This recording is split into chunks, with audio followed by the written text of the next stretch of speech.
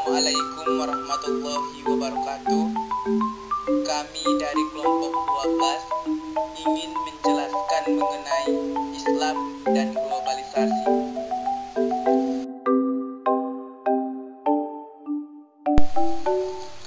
Yang beranggotakan Aisyah, Dian Fadilah, Deva Reski Ramadhani, Elvita Sari Hasibuan, Epi Borliana Siregar, Fani Abdillah, Fikri Husin Batubara, Fitri Armanda, Ibnu Habib Nainggolan, Indah Hati Kalubis, dan Intan Irfanilia.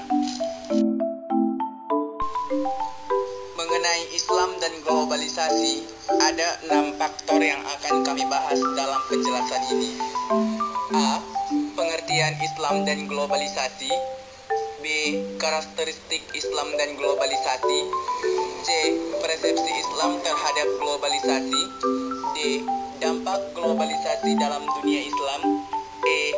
Usaha dalam Islam menghadapi globalisasi. F. Pengaruh globalisasi terhadap nilai agama.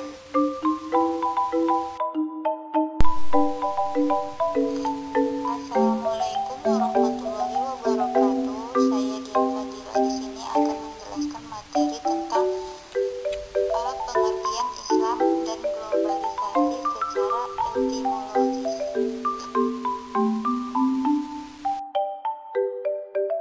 Islam berasal dari bahasa Arab, yaitu salima yang mengandung arti selamat, damai, dan sentosa. Globalisasi berasal dari kata global. Arti global adalah menyeluruh atau menyatu, dari berbagai unsur menjadi satu. Pengertian Islam dan globalisasi secara terminologi. Islam adalah agama Allah Subhanahu wa Ta'ala yang diturunkan kepada Nabi Muhammad SAW untuk mengajarkan dan menyampaikan pada umatnya. Sedangkan globalisasi adalah era global atau modern, bahwa dunia ini terasa seperti kampung kecil. Interaksi antar negara, peradaban, dan budaya semakin mudah dalam melakukannya. Proses tersebut saling mempengaruhi antara satu budaya dengan budaya lain, dengan proses yang cepat, baik budaya itu positif maupun negatif. B. Karakteristik Islam dan globalisasi. 1. Karakteristik Islam globalisasi, yaitu A. Menjanjikan keselamatan dunia dan akhirat. B. Penyerahan diri seorang muslim kepada Allah Subhanahu wa Ta'ala. C. Penyelamatan yang dijanjikan Islam dengan kesempurnaan, komprehensif, dan mendetail. D. Islam sebagai agama yang sempurna. E. Islam menjelaskan segala sesuatu yang semuanya itu untuk keselamatan manusia. F. Tidak ada satupun yang dibiarkan dan tidak diperhatikan di dalam Islam. G. Tebaran penyelamatan Islam mencakup pada seluruh alam semesta, lebih dari sekadar globalisme. Yaitu 2 karakteristik globalisasi. Yang pertama, A. Internasionalisasi, yaitu dari daerah menuju ke arah wilayah yang lebih luas. B. Liberalisasi, yaitu paham menuju arah serba bebas dan melepaskan norma-norma yang telah mapan, antara lain norma-norma agama Islam. C. Universalisasi, yaitu dunia telah menjadi dalam kesatuan, tetapi tidak ada wilayah yang melekat antara wilayah satu dengan wilayah lain, sebagai berkah untuk memajukan iptek, terutama teknologi dan informasi. D. Westernisasi, yaitu arah peradaban dari dunia timur menuju arah kultural, yaitu dunia barat, yang mencirikan sekularisme, individualisme, kapitalisme, liberalisme, dan hedonisme. E. Supraterritorialisme, yaitu ruang-ruang sosialisasi Spasialitas mulai tidak ada lagi dari jaraknya dan batas-batas wilayah. Dengan demikian, dunia adalah satu wilayah. Cukup sekian. Assalamualaikum warahmatullahi wabarakatuh. Selanjutnya, persepsi Islam terhadap globalisasi. Globalisasi membawa kepada kecenderungan semacam homogenitas budaya. Budaya nasional berinteraksi dengan budaya kosmopolitan dan budaya lokal pun akan berdampingan dengan budaya kosmopolitan. Fenomena ini menimbulkan disparitas persepsi dari berbagai pihak karena globalisasi dipandang sebagai problem mendasar yang ikut menentukan kualitas manusia sekarang dan yang akan datang. Lalu ada beberapa pendapat dari beberapa tokoh. Yang pertama yaitu menurut Hertz dan Thomson, globalisasi adalah mitos menyoroti globalisasi dari perspektif ekonomi. Keduanya mengatakan bahwa konsep globalisasi seperti yang dikedepankan oleh pengamat ekstrim tidak lain dan tidak bukan adalah mitos belaka.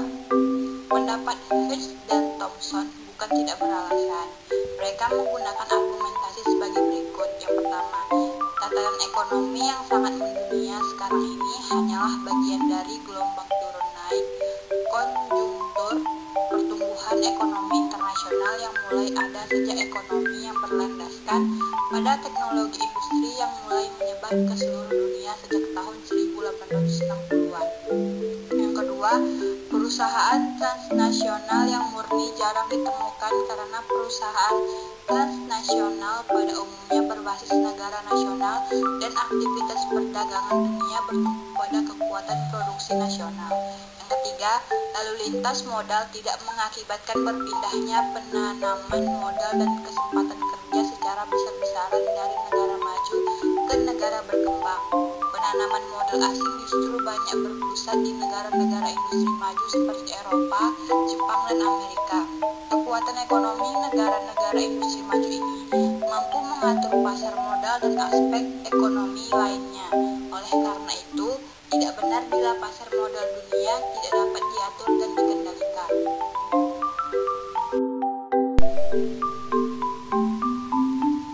Lalu menurut tokoh yang kedua yaitu menurut Mas Tuhu meminjam argumen Karl Mannheim yang melihat globalisasi sebagai sebuah ideologi. Bagi Mas Tuhu, globalisasi adalah konsep atau proses tanpa henti yang tidak bisa dibendung dan ditolak. Globalisasi menjadi sebuah keniscayaan sejarah. Sebagai proses, globalisasi akan mengalami tahapan-tahapan perkembangan yang pada tingkat tertentu mampu membentuk format sosial seluruh kehidupan manusia, baik politik, sosial, budaya, maupun ekonomi. Globalisasi sebagai ideologi adalah proyeksi kehidupan masa depan atau gejala yang akan terjadi di kemudian hari berdasarkan sistem yang dominan di dalam masyarakat. Tanda-tanda globalisasi yang diamati oleh Mas Tuhu terdiri dari 3 hal besar, yaitu yang pertama, globalisasi ditandai oleh menguatnya ruang pribadi. Yang kedua, globalisasi adalah sebuah era kompetisi. Dan yang ketiga adalah globalisasi berarti naiknya intensitas hubungan antar budaya, norma sosial, kepentingan, dan ideologi antar bangsa. Sekian dari pemaparan saya. Selanjutnya akan dibacakan oleh pemateri selanjutnya. Menurut Sahal Mahfud dan Mujib Soleh, globalisasi menurut Sahal dalam buku Mutaharram Reproduksi Ulama di Era Globalisasi adalah sebuah sistem simbiosis yang menunjuk hubungan erat antara aspek-aspek dalam kehidupan dan terprediksi tidak hanya terbatas dalam suatu wilayah atau kawasan saja, melainkan juga dalam kehidupan suatu negara dengan negara lain di dunia. Selanjutnya akan muncul konsep akulturasi, kompetensi tetapi juga kerjasama. Kompetensi semacam ini akan melahirkan pemikiran untuk mencetak sumber daya manusia yang berkualitas. Globalisasi menurut Mujib Soleh dalam Mutaharram bukanlah sebuah masalah jika globalisasi mendukung dunia mendidikan Islam. Globalisasi yang ditandai dengan adanya alat-alat canggih seperti televisi, komputer, internet, telepon seluler, dan sebagainya justru membubuhkan usaha memperdalam Islam, meningkatkan intensitas keimanan dan motivasi lembaga pendidikan Islam untuk membekali santri tidak saja dengan ilmu syariah melainkan juga dengan ilmu-ilmu lain seperti ilmu matematika dan IPA. Selanjutnya yaitu D, dampak globalisasi dalam dunia Islam. Pertama, dampak positif. Semakin mudahnya kita memperoleh informasi dari luar, sehingga dapat membantu kita menemukan alternatif baru dalam usaha memecahkan masalah yang kita hadapi. Misalnya melalui internet, kita dapat mencari informasi dari seluruh dunia tanpa harus mengeluarkan banyak dana seperti dulu. Demikian pula dalam hal tenaga kerja, dana, maupun barang. Di bidang ekonomi, perdagangan bebas antar negara berarti makin terbukanya pasar dunia bagi produk-produk kita, baik yang berupa barang atau jasa. Selanjutnya, dampak negatif. Dampak negatif yang paling nyata adalah perbenturan nilai-nilai asing yang masuk lewat berbagai cara dengan nilai-nilai agama yang dianut oleh sebagian besar bangsa kita. Mengingat agama Islam adalah agama yang berdasarkan hukum atau syariah, maka perbenturan nilai itu akan amat terasa di bidang syariah ini.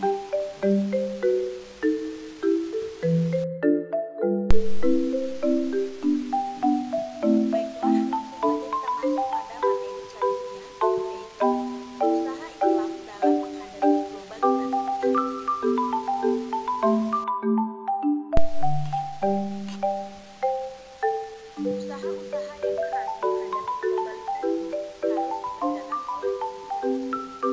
Pendidikan merupakan salah satu bentuk terwujudnya hukuman kapital. Harus didesain sedemikian rupa sekiranya mampu mencipta SDM yang tetap kokoh, keimanan dan ketakwaannya, siap berlaga dan sukses di era globalisasi.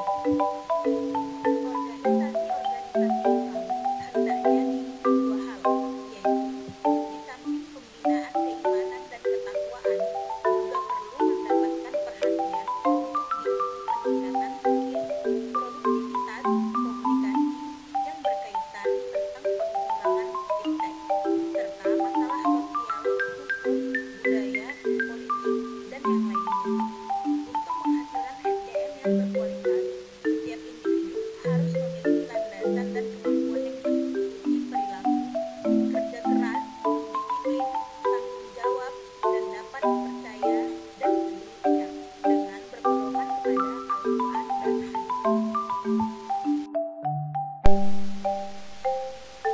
F. Pengaruh globalisasi terhadap nilai agama Islam.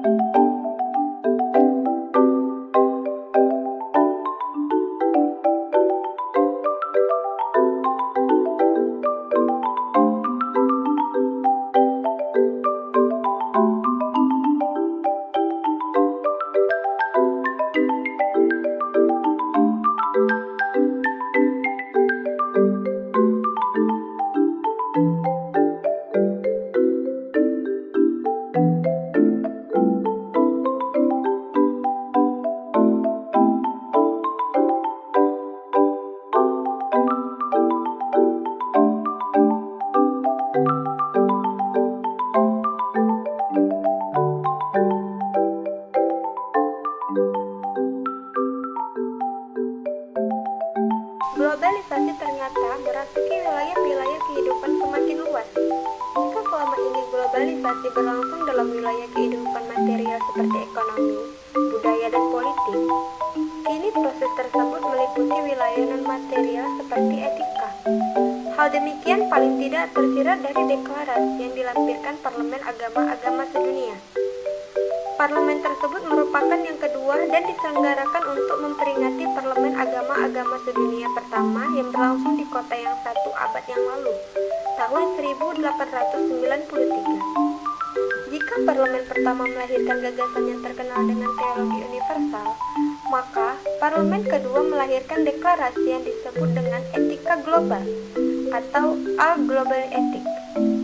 Teknologi universal lebih merupakan satu kerangka teoritis yang mengakui adanya pluralisme keagamaan dan adanya titik temu pandang agama-agama. Etika global merupakan kerangka praktis berupa paradigma etik dan moral untuk dijelmakan dalam kehidupan. Asumsi dasar dari deklarasi etika global di atas adalah bahwa dunia manusia sedang mengalami suatu krisis mendasar, yaitu krisis dalam ekonomi global, ekologi global, dan politik global. Krisis global disebut memunculkan berbagai nestapa umat manusia yang juga mengglobalkan seperti kemiskinan, kelaparan, pengangguran, kezaliman, kekerasan, penindasan, dan pembunuhan. Pangkal dari segala krisis, yaitu krisis kemanusiaan, krisis etika, kelangkaan wawasan etika, terutama di kalangan para penguasa politik dan ekonomi, telah mendorong merajalelanya perusahaan atau disebut dengan korupsi, yang secara sistematis mengarah kepada kerusakan dunia yang bersifat sistematis pula.